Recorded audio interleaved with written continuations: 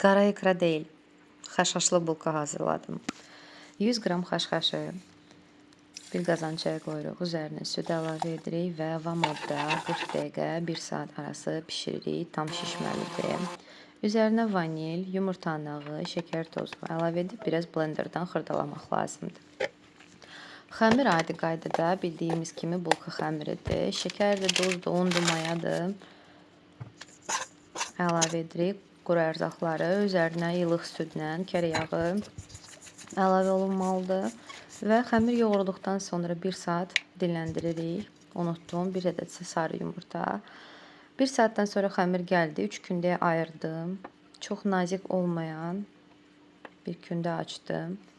Üzərinə biraz kərə yağı və xaşhaşlı içlikdən bol-bol əlavə etmək lazımdır. Nə qədər bol olsa, o qədər dadlıdır. Mənə görə oğlum da belə daha çox sevir.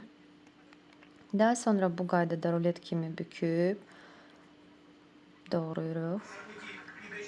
Sobada alt-üst rejimdə 180 dərəcədə bişirmək lazımdır. Bir də üzərinə yumurtanın sarısını da çəkirsiniz ki, rəngi qızıl olsun. Videoda da gördüyünüz kimi belə bir bulka olur. Qaynardı, əlimi yandırdı. Amma çox dadlıdır və maraqlısı odur ki, bir gün keçdikdən sonra daha da dadlı olur. Xaşhaşı çərəz satılan mağazalardan almışam.